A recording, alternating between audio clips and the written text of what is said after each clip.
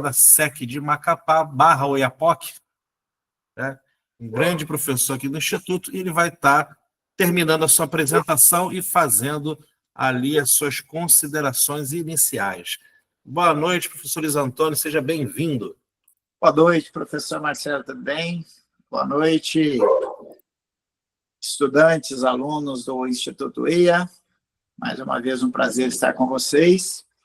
E hoje, para a gente fazer o máximo aqui para tratar de dois assuntos extremamente importantes na nossa vida, no nosso contexto e na nossa época, que é raiz de amargura e deslealdade, que às vezes as pessoas não conseguem enxergar que elas estão vivendo uma dessas situações, né? Então, nós vamos estar falando sobre esses dois assuntos. Vou tentar ser o mais breve possível e o mais objetivo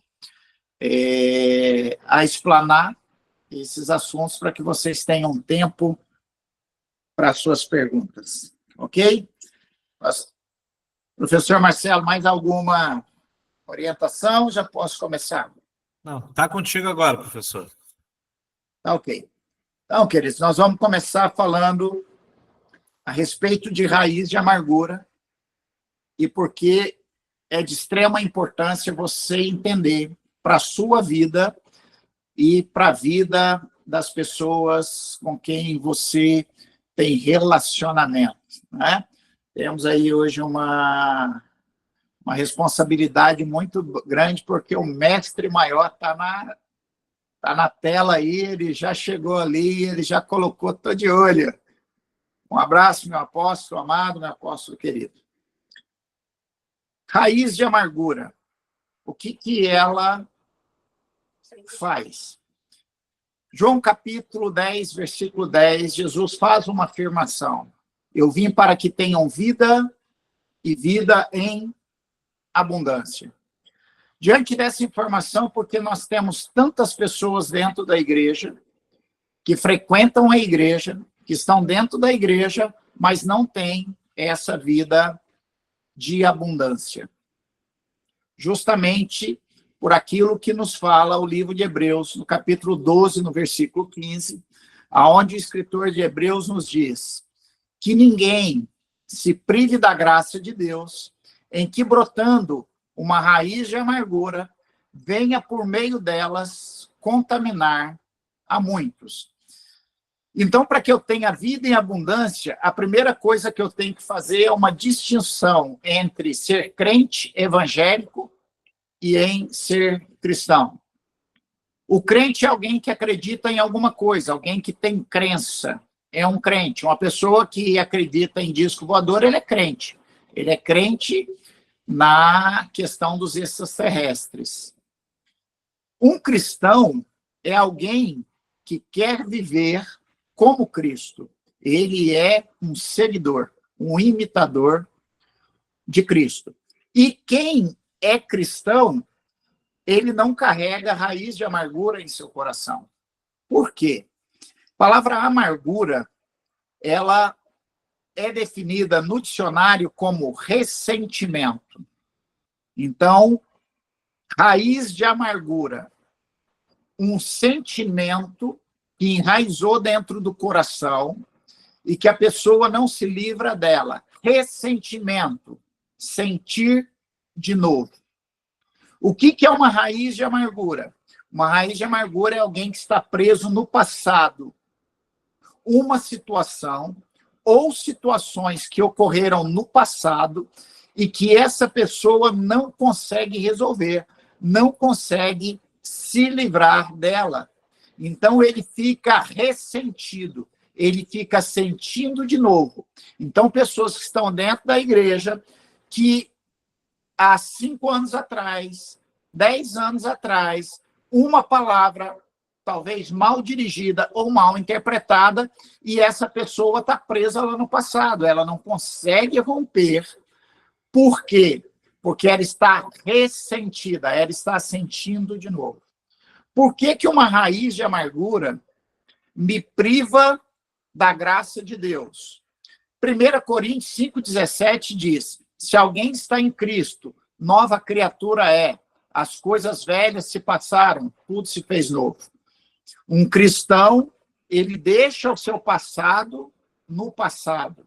Ele resolveu, ele se tornou uma nova criatura. Uma pessoa que vem para Cristo. A primeira coisa que ela deve fazer é entender o que o apóstolo Paulo escreveu aos Gálatas. Não vivo eu, mas Cristo vive em mim. Então, aquilo que aconteceu no passado, eu vou deixar no passado. Aquilo que aconteceu no passado, eu vou resolver. Eu não vou ficar ressentido. E hoje, um dos grandes problemas que nós vivemos dentro da igreja é o seguinte: o Senhor Jesus disse que se nós tivéssemos qualquer problema com o irmão, que nós fôssemos resolver com este irmão. E ele diz que se não for possível resolver com o irmão, nós vamos buscar 2 testemunhas. Nós vamos buscar 2 pessoas para nos ajudarem. E se ainda não resolver, aí deve-se procurar o presbitério, se procura os pastores da igreja para a resolução desse problema. O grande problema é que hoje as pessoas contam as suas mazelas para todos os irmãos da igreja. A primeira coisa que as pessoas fazem é procurar os pastores e colocar sobre os pastores um peso que não é dos pastores, um problema que não foi os pastores que causaram, e que às vezes a solução é muito fácil, mas as pessoas não se procuram e deixam com que esse ressentimento, essa amargura, prive eles da presença de Deus.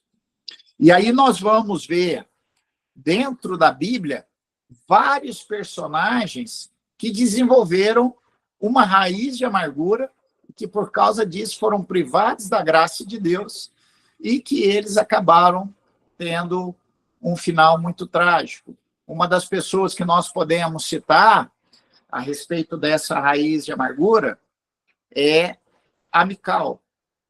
A Mical, ela foi dada como noiva de Davi. A Bíblia nos conta que ela desenvolve um sentimento por Davi. Ela gosta de Davi. Entretanto, quando nós pegamos a história, olha o que acontece. Primeiro, Saul, já com inveja de Davi, diz para Davi: Davi, você, para casar com uma das minhas filhas, você vai ter que me dar 100 prepúcios de filisteus. Não era o combinado era: quem matar Golias vai casar com a minha filha, e era a filha mais velha. Entretanto, Saul dá a filha mais velha primeiro em casamento e fica Mical. Davi vai lá, faz o que Saul pede. Então, ele é prometido para Mical.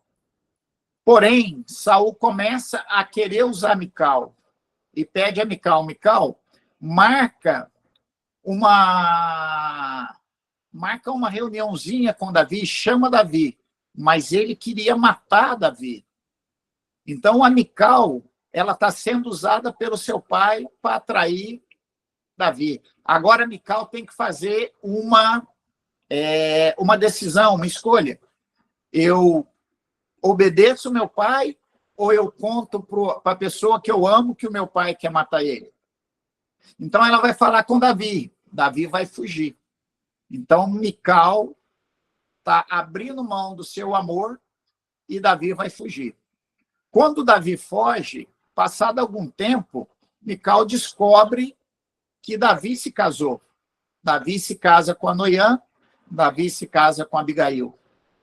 Passa mais um tempo, a Mical é dada em casamento para outro homem, para Paltiel. E a Bíblia diz que Paltiel era um bom marido. Quando Davi vai ser elevado a rei, olha o que está acontecendo com a Mical. A Mical sabe que o dia que o homem que ela ama for rei é porque o pai dela morreu. Então, dentro dela, ela tem um conflito muito grande. E aí, quando Davi vira rei, depois de um tempo, ele se lembra de Mical. E ele manda buscar Mical. Mas ele não manda buscar Mical dizendo assim, ó, vão até onde Mical está e tragam uma mulher que eu amo. Ele trata Mical como uma mercadoria. Olha, vão buscar Mical, aquela a quem eu comprei, com 200 prepúcios de filisteus. Aí a pergunta para você pensar, essa Mical, usada pelo seu pai, traída pelo seu noivo, arrancada dos braços do homem que a amava. A Bíblia diz que quando Joabe vai buscar Mical, Paltiel vai atrás dele, devolve a minha mulher, devolve a minha mulher. Até o ponto de Joabe virar, se você passar daqui em diante, eu vou te matar. Então, Paltiel volta. A pergunta é, uma mulher dessa tem ou não tem o direito de ser amargurada? Uma mulher dessa tem ou não tem o direito de estar com seu coração amargurado? Eu tenho certeza absoluta que a grande maioria de vocês pensa, ela tem o direito de estar amargurada. O grande problema é que a amargura, ela não é direito. A amargura, ela é uma prisão. Prisão de alguém que está no passado. E aí, o que vai acontecer com a Mical? Quando Davi busca a arca na casa de Abinadab, que Deus começa um processo de avivamento na vida de Davi. Quando Deus começa a mostrar para Davi aonde ele errou, para que ele possa consertar. A Bíblia diz que a Mical olha ele dançando na frente da arca, e ela despreza o rei Davi. A raiz de amargura leva você a deixar de amar e a passar a desprezar as pessoas. E a Bíblia, a última menção que nós temos de Mical na Bíblia é: e Mical desprezou ao rei Davi, e por isso ela morreu estéril. Então, a raiz de amargura, ela traz esterilidade para a sua vida, porque você fica privado da graça de Deus. Um exemplo fácil para você entender. Raiz de amargura é como se Deus estivesse derramando chuvas de bênção dos céus e você abrisse um guarda-chuva para que essa chuva não caia na sua vida. Então, dito isto, a raiz de amargura, ela precisa ser tirada da sua vida. Por quê? Porque quem carrega uma raiz de amargura vai fazer pior do que a pessoa que te feriu. Um exemplo disso, Absalão. Absalão carregava uma raiz de amargura contra o seu pai Davi. Por quê? Porque a sua irmã Tamar tinha sido violentada pelo seu irmão Aminon entre 4 paredes, fechado.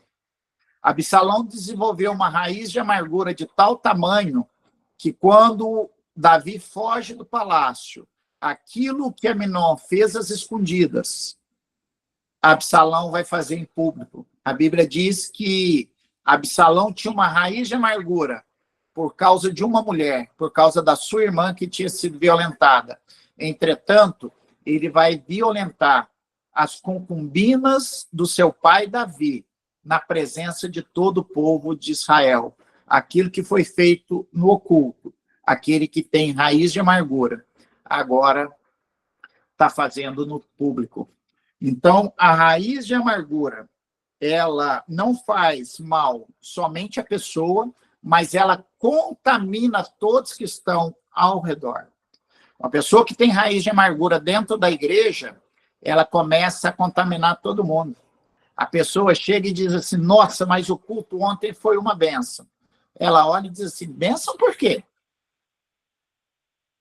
O pessoal do louvor desafinou.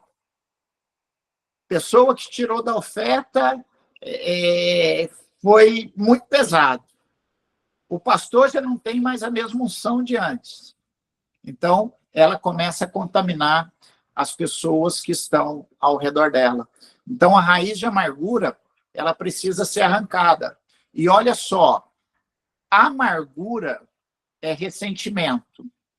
Todos nós, em algum momento da vida, somos feridos. O problema é o que a gente faz com essa ferida. Se a gente vai tratar ou não. O escritor de Hebreus, ele não diz que a amargura é o problema. Ele diz que a raiz, ou seja, deu tempo de nascer, deu tempo de enraizar, deu tempo de se firmar. Ou seja, o que precisa ser resolvido, precisa ser resolvido logo. Está com problema com o irmão? Vai resolver logo o problema com esse irmão. Não entendeu alguma coisa que o teu líder falou? Vai com ele e pergunta, meu líder, eu não entendi, você pode me explicar como que foi, o que você quis dizer? Então, eu quero parar aqui, acho que já deu meus primeiros 15 minutos, e pedir ao professor Marcelo aí, para ver se tem alguma pergunta ou alguma consideração que o pessoal queira que a gente faça. Amém, professor Luiz Antônio. Realmente, essa primeira parte aqui foi bem esclarecedora, né? Ainda mais com os exemplos bíblicos citados. E uma coisa que se enfatizou bem agora no final, é que o escritor aos Hebreus, ele não falou que a amargura é o problema, mas a raiz. Exatamente. Ou seja, e a raiz, eu queria só que parafrasear aqui, nesse momento, antes de ir para as considerações dos estudantes, existem plantas que ela, às vezes, é pequena às nossas vistas, né, mas ela tem uma raiz extremamente profunda. Uhum. Um exemplo disso é o bambu. O bambu, para a gente ver ele crescer, na verdade, ele já cresceu muito para dentro. São 17 anos de crescimento da raiz para ele começar a crescer para cima, e cresce primeiro para baixo. Pois é, então está bem enraizado, bem profundo, aí que começa a aparecer, ou seja, às vezes essa raiz de amargura está tão profunda que quando ela aparece externamente, o problema está muito maior e mais profundo que nós podemos ver. E para arrancar, quanto mais a raiz cresce, mais você fere a terra. Então, quanto mais tempo se demora para arrancar a raiz de amargura do coração, mais demorado vai ser o processo de cicatrização desse coração. Pois é. Eu tenho aqui, tem uma pessoa aqui que levantou a mão, mas tem uma consideração e uma pergunta. Primeiro, a Ana Souza, ela diz que a raiz da amargura é infecciosa e causa muitos danos e problemas sentimentais, tristeza, ressentimento, ela tira a alegria da vida. É a consideração que a Ana fez. Aí tem uma outra Ana aqui, que eu estou aqui como Ana Florzinha. Ela colocou o seguinte: você poderia repetir a definição de raiz de amargura e a referência, por favor? Outra coisa, como tratar essa raiz? Não sei se essa segunda parte da pergunta você vai falar mais para frente. Não, já dá para gente falar agora, para depois a gente ir para o tema da lealdade e deslealdade. Ah, ok. Né? E depois tem aqui a pastora Selma. Levantou a mão, é isso? Então, pedi para o senhor responder essa primeira parte, depois a pastora Selma ela faz a sua pergunta. Então tá, então vamos lá. A referência bíblica é Hebreus, capítulo 12, versículo 15. A definição de amargura é ressentimento, viver sentindo de novo. Né? E a questão não é a amargura em si, mas você deixar com que ela tome o seu coração, se enraize, de maneira que ela fique muito difícil de ser arrancada. Quanto mais o tempo passa, mais você vai tendo dificuldade de mexer. Uma pergunta que fizeram para mim: como eu posso saber se eu tenho uma raiz de amargura? Se tem um assunto na sua vida que você não quer que mexa nele, e tal coisa, esse assunto eu não quero que você fale nele, é uma raiz de amargura. Tudo que você tenta esconder é uma ferida, é uma raiz de amargura. Bom, Como tratar raiz da amargura? Primeira coisa, raiz de amargura só é tratado em quem é convertido, em quem é nascido de novo. Apóstolo, mas eu sou da igreja há muitos anos. Pedro andou com Jesus 3 anos e meio. Jesus virou para ele e falou: Pedro, Satanás me pediu para te cirandar como trigo. Quando te converteres, fortalece os teus irmãos. O Pedro andou com Jesus 3 anos e meio e só se converteu depois da ressurreição. Pedro só se converte depois do encontro dele com Jesus lá na praia, lá na região de Betsaida, lá na região da Galileia. Então, a primeira coisa, eu preciso ser curado da raiz da amargura. Primeiro, tem que se converter, tem que nascer de novo. Não vivo eu, Cristo vive em mim. Novo nascimento. Segunda coisa, não tem jeito.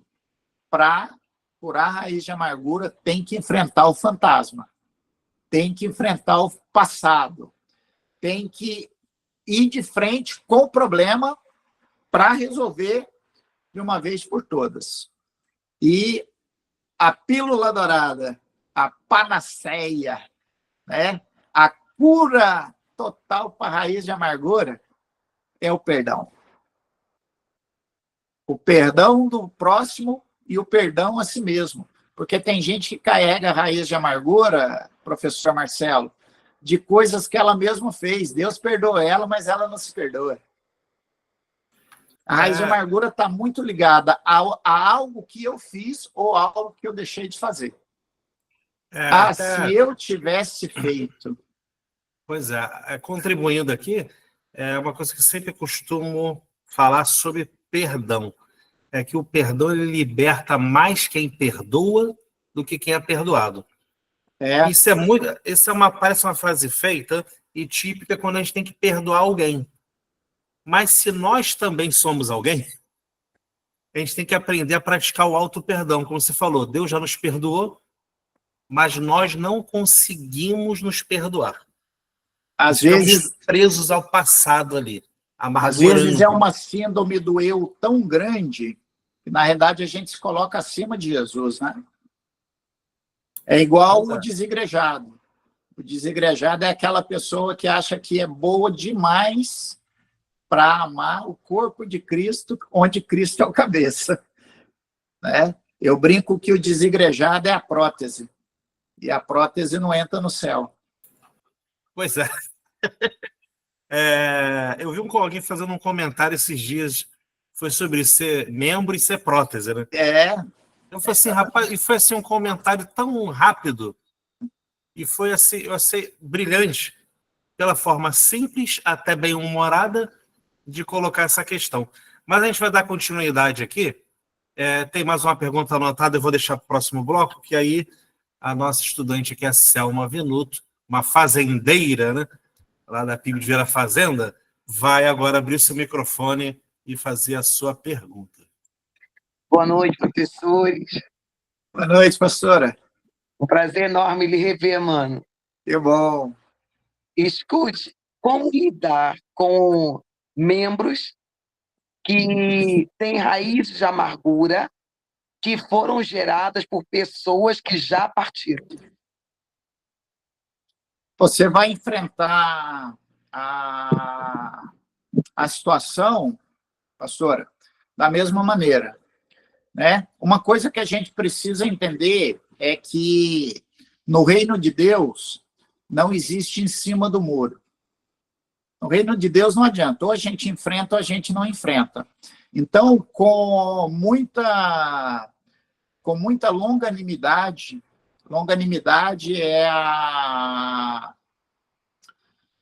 é você ter paciência com a pessoa difícil. Então, com longanimidade, você vai explicar para essa pessoa. E aí você pode usar a estratégia de você se colocar no lugar da pessoa que feriu, para que essa pessoa possa pedir perdão. Por quê? Porque a psicologia, ela nos ensina que o cérebro humano, ele não consegue distinguir a fantasia da realidade. Você sabe por que foi inventado o videogame? O videogame foi inventado porque os Estados Unidos descobriram que quando os soldados chegavam na guerra, eles não conseguiam puxar o gatilho, porque eles viam um outro ser humano na frente deles. Então, eles começaram a treinar no videogame e quando o soldado chegava na frente da batalha, ele já estava puxando o gatilho como se ele puxasse ali no videogame. Então, quando você pega uma pessoa e você diz para ela, olha, eu estou aqui representando tal pessoa, diga para mim o que você gostaria de falar com ela. O cérebro humano, ele reconhece que naquele momento você está fazendo o papel intercessório. Você está tomando, entre aspas, aquela personalidade a nível psicológico. E aí você vai ouvir. Porque a cura não está no que a pessoa vai responder. A cura está naquilo que a pessoa consegue falar. Eu curo a minha alma quando eu coloco para fora. 90% das coisas que as ovelhas vêm falar para a gente de alguma pessoa, normalmente você não precisa fazer nada. Depois que você ouve essa pessoa, ela já fica curada, ela já se dá por satisfeita. Então, a pessoa morreu, chame essa pessoa e diga, olha, hoje eu estou aqui na condição de tal pessoa. Diga para mim tudo que você gostaria de falar para essa pessoa. E aí você ouve caladinho até o final. E no final, quando ela falar, você diz, olha, eu quero te pedir perdão, e pede perdão, e você vai conseguir fazer com que essa pessoa entre nesse processo de cura. Amém. Professor, nós vamos voltar então para a sua fala. Já são 8 horas da noite. Tá. E a gente tem que dar uma corrida, por causa do tempo, a gente tentar não extrapolar muito. O assunto é fantástico, muita coisa para aprender, mas a gente vai tentar equalizar aqui da melhor maneira para não ultrapassar muito. Então, eu vou fazer o seguinte, professor Marcelo, eu vou dar três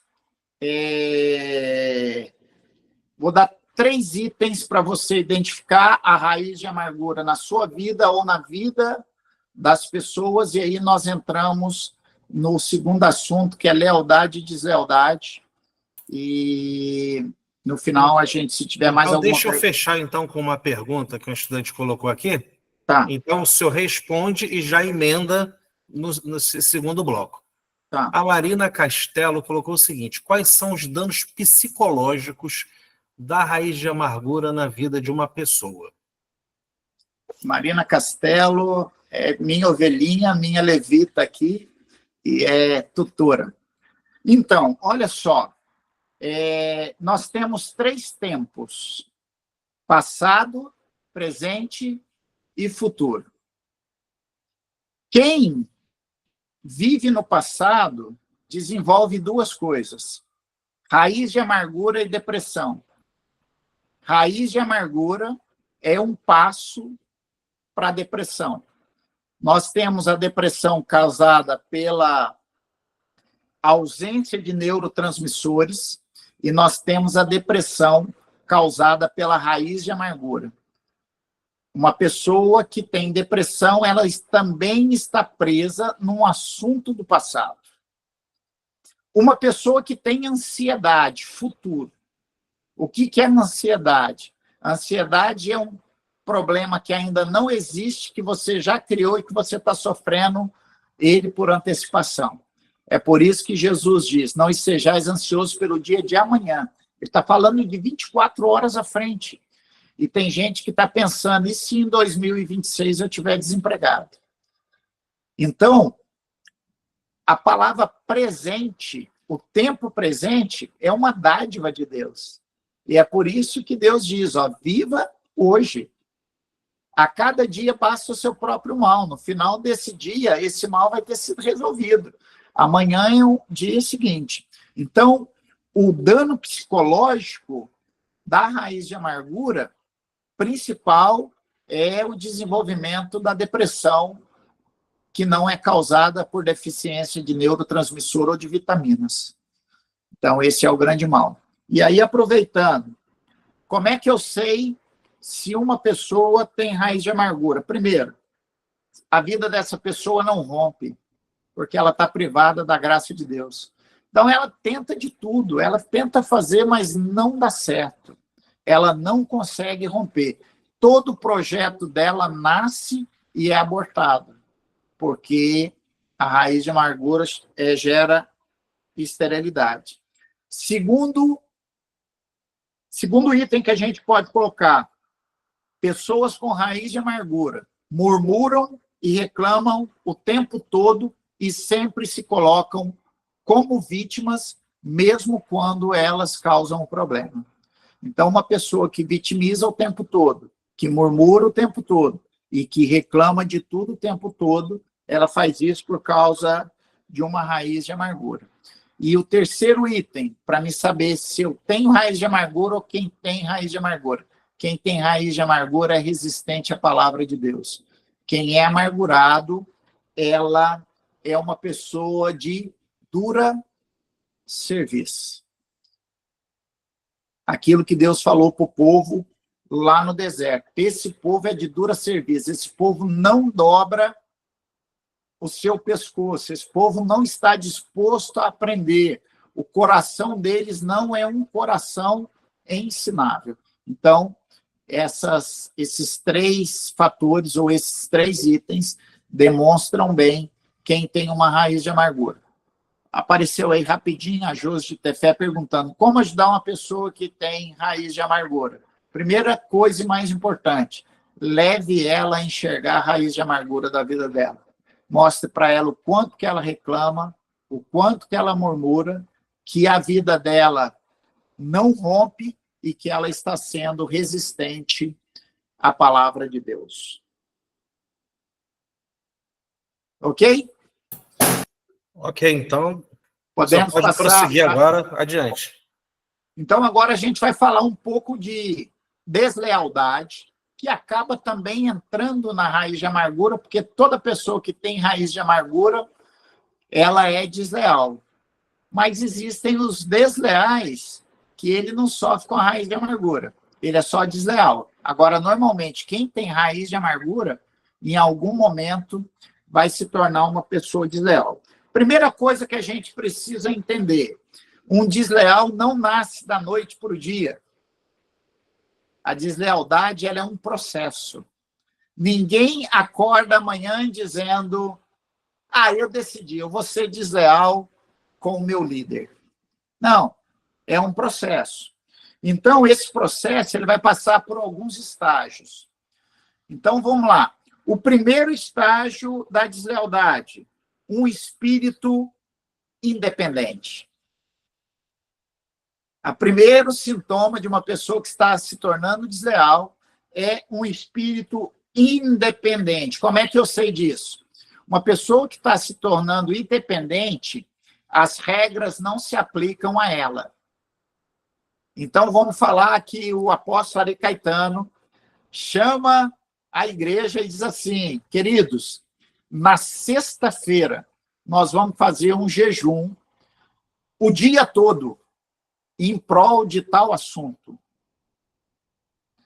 O independente diz assim, não, essa semana eu falei que eu ia jejuar na quarta-feira, eu vou fazer o meu jejum na quarta, porque eu já conversei com Deus. Então, o independente, as regras não se aplicam a ele. Ele acha que ele está acima das regras. Um exemplo bíblico, Joabe. Joabe era o general de Davi e era um cara extremamente desleal e tinha um espírito independente. A Bíblia diz que Abner procura Davi e diz para Davi, Davi, eu fui leal a Saul até a morte dele. E eu estou aqui para te perguntar, você quer a minha lealdade? A Bíblia diz que Davi ficou tão feliz que fez uma festa para o Abner. Joabe ficou sabendo, mandou chamar Abner e matou Abner. Davi queria a paz, mas o braço direito dele queria a guerra. Outra coisa, Davi disse para ele, por amor de mim, não matem Absalão. O que ele fez? Ele matou Absalão. Por quê? Porque ele tinha um espírito independente. Então, o primeiro passo, o primeiro estágio da deslealdade, a independência. Pessoas que fazem o que querem. Segundo estágio da deslealdade, a ofensa. Pessoas que são ofendidas e que não perdoam. Pegando o caso lá de Absalão com Tamar e Aminon.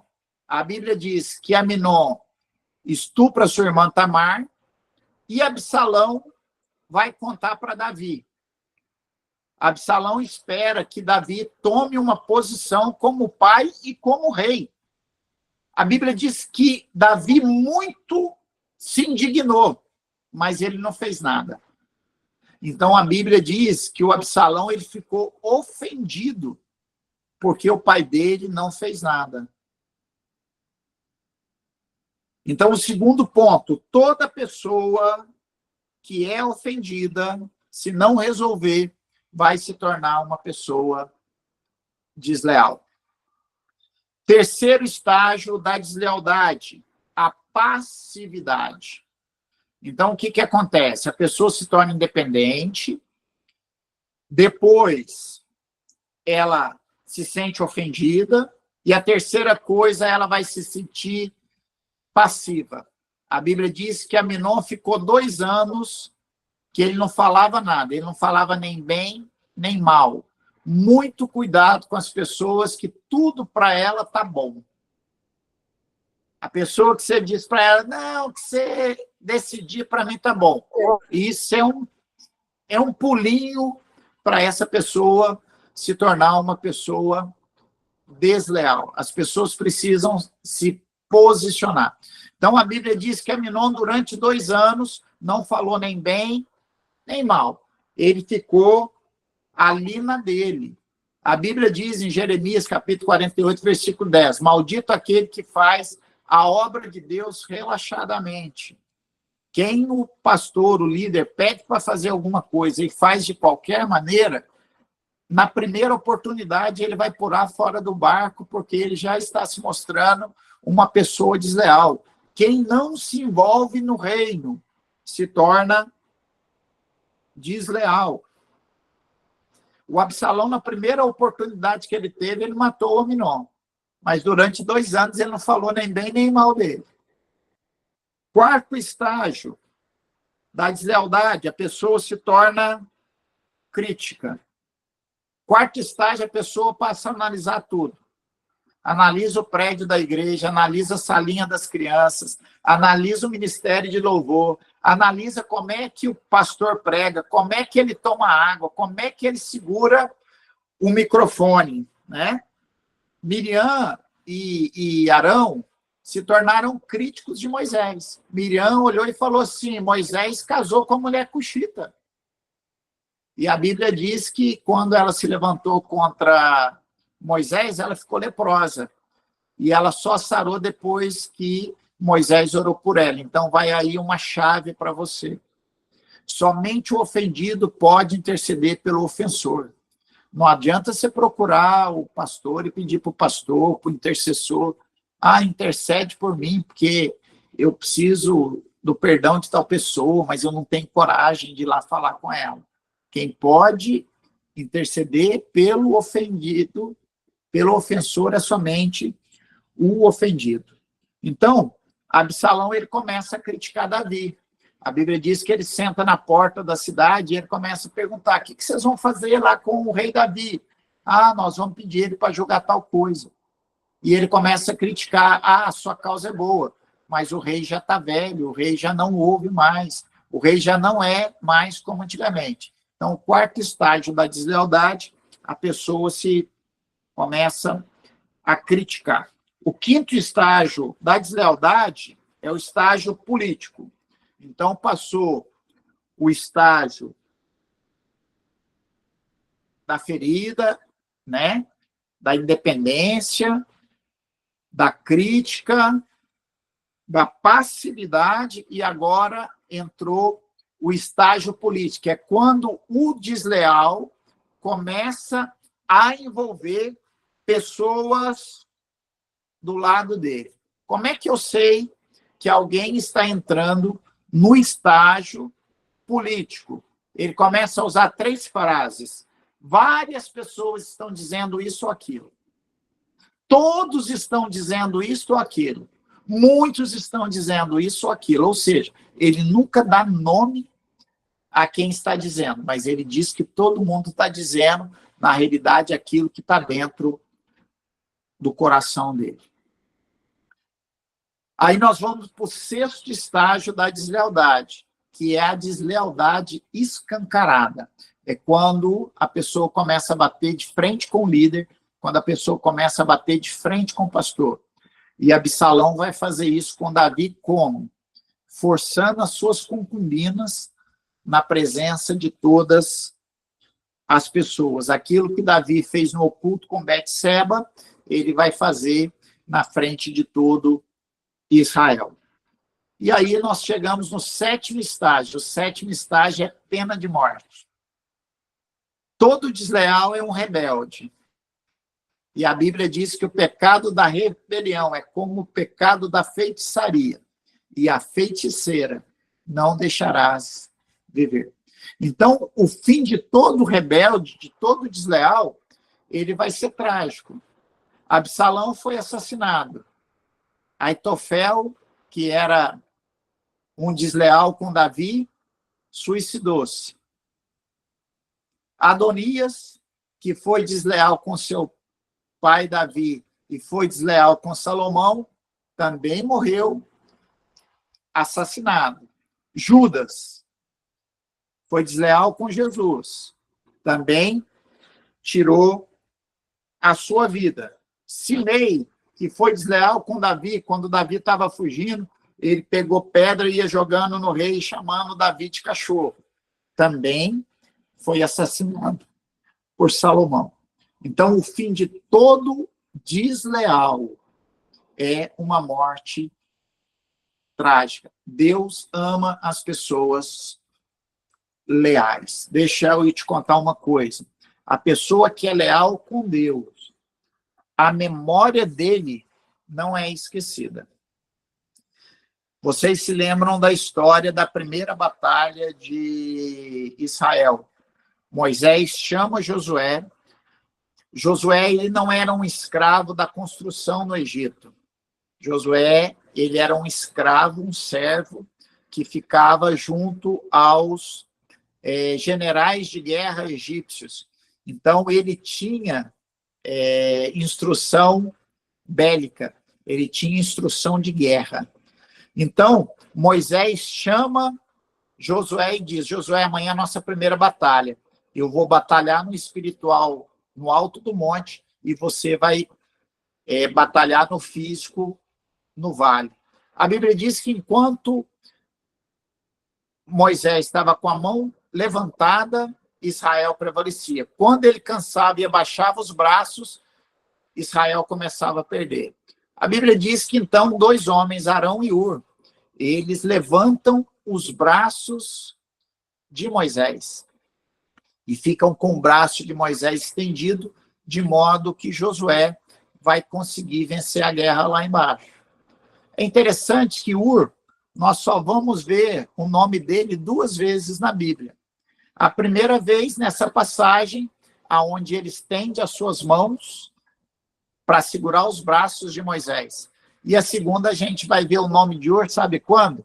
Na construção do tabernáculo. A Bíblia diz que Deus escolhe Bezalel, sobrinho de Hur, para ele ser o artífice de todas as obras do tabernáculo. Agora, por que que Hur é citado ali? Por que que Bezalel foi escolhido? Os rabinos dizem que Bezalel tinha 13 anos de idade quando foi escolhido para esse ofício, né? O que que acontece? De acordo com o Talmud, que é o livro de Israel, que é um livro histórico, não é um livro bíblico, mas é um livro que conta o que aconteceu nas entrelinhas da Bíblia. Quando Arão se levantou para fazer o bezerro de ouro, o Talmud diz que Ur se levantou e falou assim, para Israel idolatrar só por cima do meu cadáver. Então, Ur é morto nesse episódio. Entretanto, a memória dele fica preservada através do seu sobrinho Bezaliel. Então, a Bíblia diz no Salmo 112 que a geração do justo, a geração do alinhado, a geração do leal, jamais será esquecida. Então, vale a pena ser leal. Então, nós temos todos esses estágios da deslealdade. Porque, às vezes, a gente, como igreja, a gente diz assim, poxa, do nada tal pessoa saiu da igreja, ou do nada tal pessoa fez isso, e não é verdade. A pessoa vai dando sinais. É por isso que é tão importante o discipulado, porque através do discipulado você vai vendo se a pessoa está no caminho certo ou se ela está querendo se desviar do caminho. Salmo 23 diz que ainda que eu ande pelo vale da sombra da morte, não temerei mal algum. Aí vai falar do cajado e da vara. O cajado é usado para tirar a pessoa do problema. Quando a ovelha cai no buraco, o pastor vai lá com um cajado e pega por baixo do braço dela e tira ela do buraco. Só que fala também da vara. Para que serve a vara? Quando ele está levando a ovelha, que a ovelha fica para trás ou que a ovelha quer se desviar do caminho, ele dá uma pancadinha na cabeça dela. Então, existe o cajado para ajudar na hora do problema e existe a vara para chamar a atenção antes que o problema venha. Então, no discipulado, a gente começa a enxergar se a pessoa está com característica de deslealdade e a gente chama ela para o arrependimento antes que a morte física e espiritual chegue para ela. Agora, e quando uma pessoa é desleal, é rebelde e não quer conserto? O que eu faço? A Bíblia diz, tira o desleal, tira o rebelde, e a contenda do povo acabará. O rebelde nunca vai embora. Joabe tem pelo menos 5 episódios de deslealdade com Davi.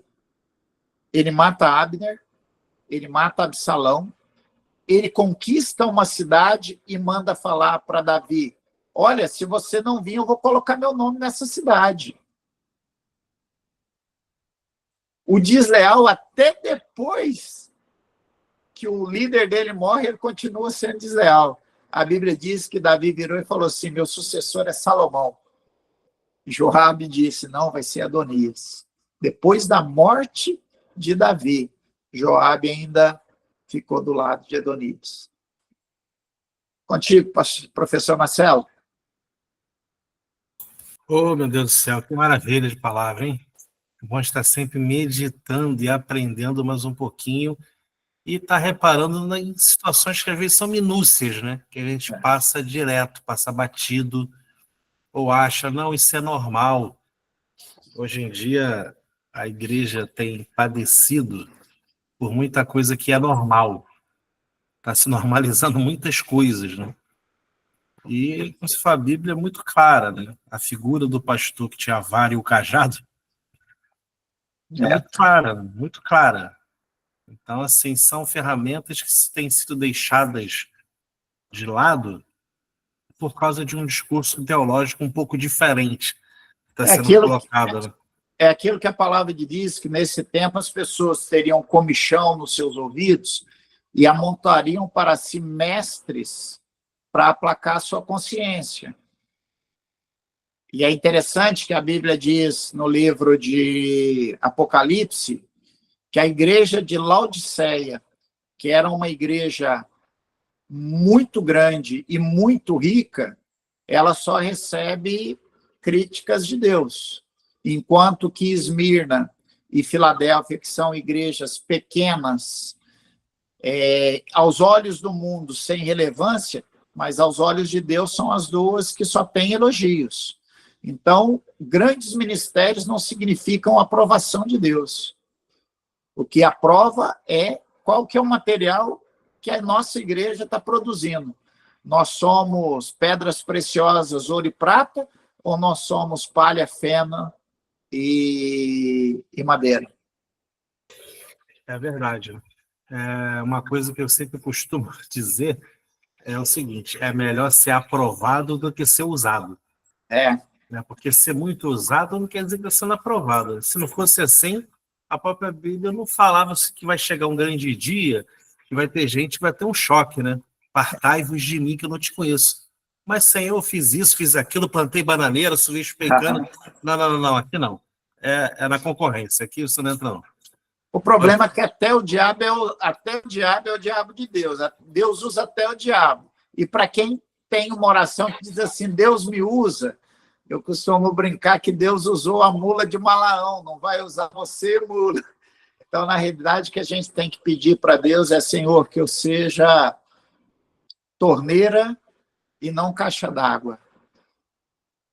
Que eu seja um instrumento para levar a tua glória, e não o instrumento de ficar guardando para mim aquilo que o Senhor quer derramar na vida dos meus irmãos. Amém. Eu tenho 2 pessoas aqui que levantaram a mão, mas eu vou colocar aqui uma colocação da Marleide. Ela disse que hoje vivemos em meio de situações difíceis, mas é maravilhoso quando você tem pessoas legais ao seu lado. Não sei se é quer dizer legais ou leais. Depois até levanta a mão. Eu acho que a pastora Marleide, lá do Oiapoque, né? Eu acho que ela falou a respeito Marleide Alves Lobato. Isso, é a nossa pastora do Oiapoque. Aí ela colocou pessoas leais. Ela realmente, aqui, é leais, realmente. A característica que agrada o coração de Deus é a característica da lealdade. Porque a Bíblia diz que aquele que prometeu é fiel para cumprir. Essa palavra fiel e a palavra leal, elas têm a mesma conotação. Então, na realidade, uma pessoa leal é uma pessoa que tem o caráter de Deus. Uma pessoa leal é uma pessoa que está formada à imagem e semelhança de Deus. E uma pessoa que é desleal? A pessoa que é desleal, ela caiu. Ela caiu da graça. Então, ela precisa se arrepender enquanto há tempo. Amém. Eu vou abrir aqui agora, porque tinha 2 pessoas como levantada, né? Uma é Ana Souza. Você quer colocar alguma coisa, Ana? Abre o teu microfone. Boa noite. Eu quero colocar aqui, só ler aqui rapidinho, Hebreus 12, que diz assim, versículo 12, portanto, tomai e levantai as mãos cansadas, os joelhos desconjuntados. O 13 fala, e fazei veredas diretas para os vossos pés, para que os que manquejam não se desviem inteiramente e antes sejam sarados, né? Fala sobre a cura, e no 16 diz assim, sobre a deslealdade. E ninguém seja fornicador ou profano, como Esaú, que por não manjar vendeu seu direito de progenitura. Primogenitura. A Bíblia diz que Deus amou Jacó e aborreceu Esaú. Por qual razão? Primeira ordem de Deus para a humanidade, que nunca mudou e que foi retificada ou ratificada por Jesus, foi a seguinte: formou Deus o homem à sua imagem e semelhança. E aí Deus dá uma ordem para eles: crescer e multiplicar. O que quer dizer isso, crescer e multiplicar? Tome conta da próxima geração. Proteja a próxima geração. Por que Deus mandou o dilúvio? As pessoas acham que o dilúvio veio por causa do pecado. Se fosse por causa do pecado, a gente estava vivendo debaixo d'água até hoje. Deus mandou o dilúvio por causa da maldição. Porque o que aconteceu? Adão não cuidou da próxima geração. Deixou Caim matar Abel. Caim foi amaldiçoado. A próxima geração, a geração de Caim, foi amaldiçoada. Deus começa com a geração de Sete. A geração de Sete começa a ser a geração dos filhos de Deus. Mas chega uma hora que essa geração começa a casar com a geração de Caim. A geração de bênção misturada com a geração de maldição, ela se torna amaldiçoada. Até que chega uma hora que todas as famílias da terra estão amaldiçoadas. A única família da terra que ainda é justa é a família de Noé. Por isso Deus diz, eu vou acabar com toda essa geração amaldiçoada e vou começar com alguém que cuide da próxima geração. Noé e a sua família são salvos. Na primeira oportunidade, Noé amaldiçoa o seu neto Cão. Deus deve ter botado a mão na cabeça e falado assim, mas o que eu fui fazer com esse homem? Então, Deus começa de novo com Abraão. Abraão cuida da próxima geração. Ele disse para Eliezer, não deixa Isaac casar com qualquer mulher, tem que casar com uma mulher que creia no Deus que eu creio. Isaac toma conta da próxima geração, porque quando Esaú não quer nada com Deus, Isaac manda Jacó para a casa de Labão, para que ele não seja influenciado pela vida do seu irmão Esaú.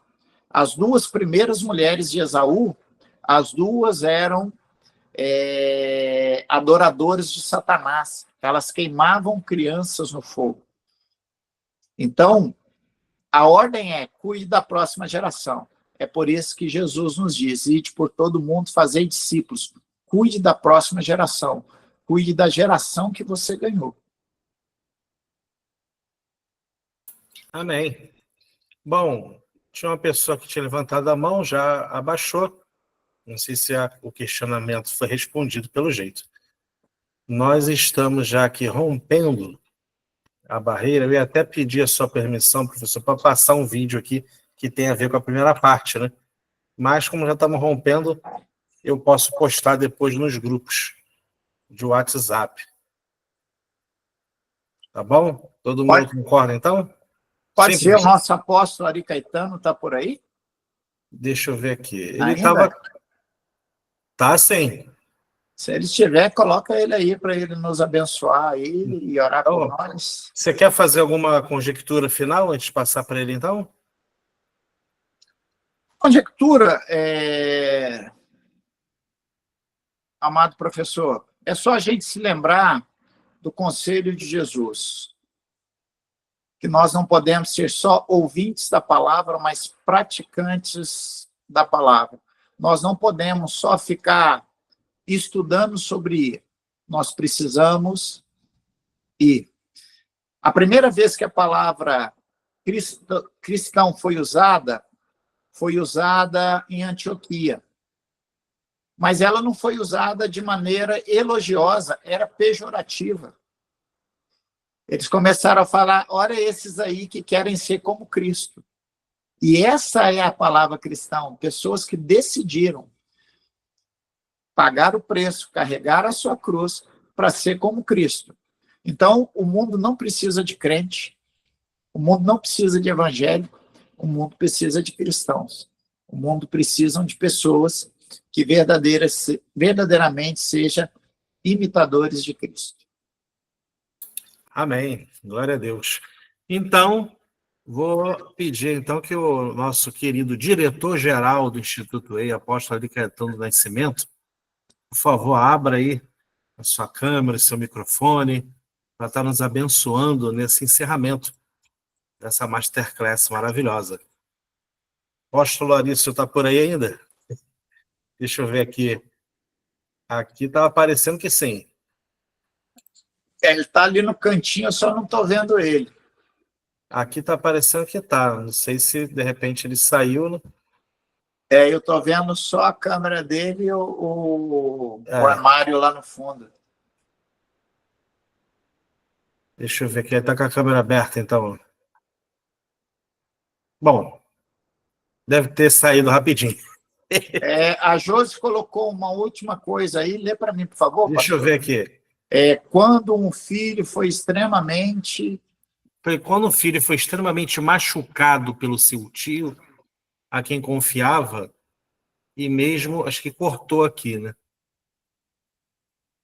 Ô, Josi, você quer complementar aqui a pergunta, que está um pouquinho quebrada? Aqui.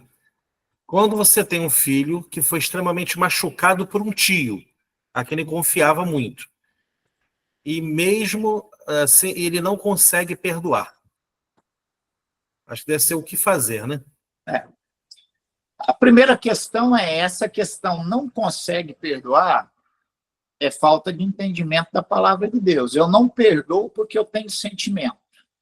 Eu perdoo porque eu conheço a palavra, sou obediente, sou inteligente. A Bíblia diz que se eu não perdoar o meu irmão, Deus não vai me perdoar. Então a Bíblia fala de existem 3 tipos de pecado que eles não têm perdão. As pessoas acham que é só o pecado contra o Espírito Santo, que Jesus diz: aquele que pecar contra o Espírito Santo não será perdoado nem nesse século, nem no vindouro. O que é essa blasfêmia contra o Espírito Santo? É quando você vê um milagre sendo feito em nome de Jesus e a pessoa diz que aquilo ali é obra do diabo. Então, isso é o pecado contra o Espírito Santo. O segundo pecado que não é perdoado é a falta de perdão. Alguém que diz: eu morro, mas não perdoo, ele vai morrer 2 vezes. Ele vai morrer fisicamente e ele vai morrer espiritualmente. Porque se eu não perdoar o meu irmão na terra, o Senhor também não vai me perdoar no céu. E o terceiro pecado que não tem perdão é a apostasia. O que é apostasia? Apostasia é quando eu conheço a Deus, eu vivo o novo nascimento, eu vivo os milagres do Senhor, eu sou batizado pelo Espírito Santo, eu tenho uma experiência com o Espírito Santo, e mesmo assim eu volto às minhas práticas antigas. Hebreus capítulo 6, versículo 2. O escritor de Hebreus diz que é impossível, ele não diz que é difícil, ele diz: é impossível aos que um dia foram iluminados, que experimentaram o dom da salvação, que experimentaram o Espírito Santo, que viveram os milagres e mesmo assim retornaram às suas práticas antigas. É impossível que eles novamente sejam iluminados para uma nova salvação. Ou seja, a pessoa, quando ela vai para a apostasia, ela esquece de tudo que ela viveu. O que ela está fazendo? Ela experimentou o reino de Deus e está dizendo: o reino de Deus é muito bom, mas eu prefiro o reino das trevas. Os prazeres do reino das trevas me dão mais prazer do que a salvação. Então, essas 3 áreas, elas não têm perdão. Então, essa questão, o que fazer quando uma pessoa não consegue perdoar? Você tem que ensinar para ela a palavra e o que a palavra diz a respeito de perdão e qual é a consequência dela não perdoar, dizendo para ela que ela não tem que sentir de perdoar. Ela perdoa por obediência. Amém. Então, vamos estar concluindo aqui, né? Vou pedir, então, ao senhor que esteja orando, Amém. abençoando nesse encerramento aqui. E logo Amém. após você terminar, você, nosso querido estudante, pode abrir seu microfone para se despedir. Só um aviso final aqui, professor. Queridos, estamos chegando perto do final do ano, certa turma de TBA 23, turma de Missiologia e turma de Adoração e Arte, vai estar concluindo seus cursos e temos a nossa formatura ali no início de fevereiro. Então, não perca tempo. Dia 1º já entraram disciplinas novas. Vou fazer uma expressão aqui, mas cai para dentro, estude, aprofunde bastante e espero vocês lá em fevereiro na formatura. Quero dar um abraço em cada um de vocês por essa vitória que vocês estão alcançando. Tá? Professor, abençoa a gente aí. Amém. Pai amado, Pai querido, Deus Santo, Deus Todo-Poderoso. Mais do que nunca, Senhor, nós vivemos em um tempo onde nós precisamos desesperadamente da Tua presença, Pai querido. Tua palavra diz que nesses últimos dias os tempos seriam maus, que as pessoas não teriam afeição natural. Então, tudo que nós podemos contar é com teu Santo Espírito, aquele que nos convence do pecado, da justiça e do juízo. Que cada estudante possa ser visitado pelo teu Santo Espírito nesta noite, Pai. Como falou o salmista, sonda, Senhor, o nosso coração nessa noite e vê se há algum caminho mau. Veja se há alguma raiz de amargura. Veja se há algum estágio de deslealdade.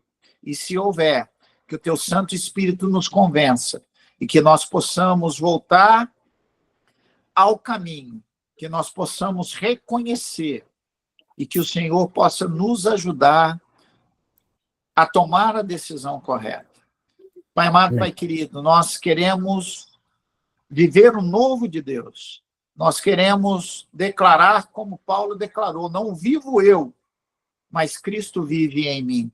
E no coração de Cristo não tinha raiz de amargura. A palavra diz que quando as pessoas se levantavam contra Jesus, ele não entregava as pessoas a Deus, mas ele mesmo se entregava. Conforme diz a tua palavra em Filipenses 2:5, que haja em nós o mesmo sentimento que houve em Cristo Jesus, o qual, sendo Deus, abriu mão disto para provar que nós, como pessoas humanas, podemos fazer aquilo que está na tua palavra, Pai.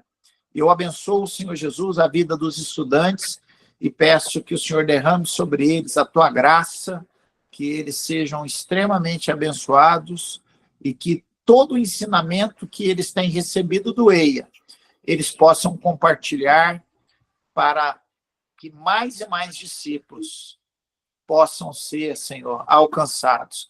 Que essa turma saqueie o inferno e povoe o céu, em nome de Jesus. Amém. Amém. Não abra o seu microfone ainda. Nosso apóstolo voltou aí. É isso. Meu apóstolo amado, nos abençoe, nos fale alguma coisa. Não abre seu microfone ainda. Vamos ouvir o nosso querido apóstolo Ari Caetano, diretor-geral do Instituto EIA. Está com a palavra, apóstolo.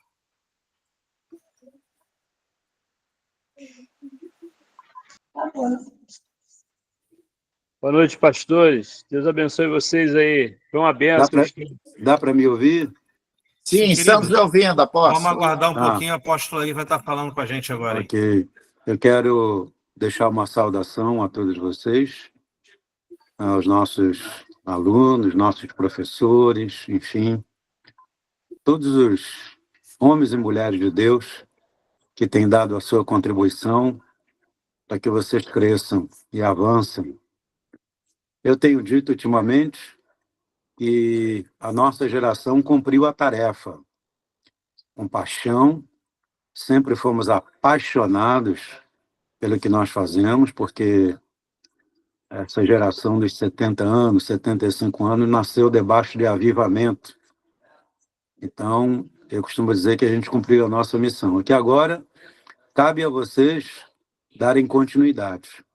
Lembrando que cada líder recebeu uma direção, uma visão, uma palavra, um direcionamento, e disso a gente não pode desviar nem para a esquerda, nem para a direita, mas seguir em frente, como o Senhor orientou a Josué. Quando hoje eu olho para trás, eu vejo que muita coisa foi deixada pelo meio do caminho. Coisas que foram compartilhadas hoje, como lealdade, temor ao Senhor, honra, fidelidade, estar juntos, ser comunidade, trabalhar por paixão, porque quando a gente é apaixonado por algo, a gente dá tudo. Então, essa é a palavra de saudação e de despertamento. E também lhes dizer que Deus sempre nos surpreende quando nós somos fiéis. Inclusive, quero pedir orações a vocês, porque agora é dia 18, a gente viaja para Miami. De Miami, a gente vai para Dallas, no Texas, no CFNI, que é a faculdade que formou muitos homens e mulheres de Deus. Ana Paula Valadão, a Cari Job, que é uma cantora de expressão internacional. E nós seremos ali reconhecidos como pastores dos Estados Unidos. Seremos diplomados como pastores do CFENAI, que é essa faculdade Cristo para as Nações. Eu nunca pedi isso, nem nunca esperei que isso ia acontecer comigo. Mas isso só foi possível por causa da nossa história. Alguém ouviu a nossa história, um dos diretores ouviu a nossa história e teve uma conversa conosco, uma segunda conversa, uma terceira conversa, preenchemos os documentos, e eu creio que isso é em função até também da sua contribuição, porque um pastor sozinho não consegue fazer nada. Nós dependemos de uma equipe, de um time. Então, mais uma vez, orem por nós, orem pela nossa viagem. Nós já temos vários compromissos com várias igrejas na América, né? E a gente tem certeza que vai ser muito bom. E a gente quer trazer esse diploma para repartir com vocês, porque essa igreja foi chamada para tocar nações. O ministério que você faz parte foi chamado para tocar nações, para mudar a história de nações. E nós estamos aqui para contar essa história viva. Um grande abraço. Fiquem todos na paz gloriosa de nosso Senhor e Salvador Jesus Cristo. E vamos em frente, buscando cada vez mais conhecimento e, o que é melhor, a prática. Eu costumo dizer que a gente tem 20% de teoria, 80% de teoria e 20% de prática, mas a gente tem que inverter isso. Tem que ser 80% de prática e 20% de teoria. Está na hora de sair das quatro paredes e anunciar pelo mundo inteiro que é o novo rei. Esse rei chama-se Jesus Cristo de Nazaré. Grande abraço. A paz do Senhor a todos. Excelente final de semana. Dia 30 a gente se vê nos Estados Unidos, meu apóstolo. Se o Senhor assim permitir, em nome de Jesus.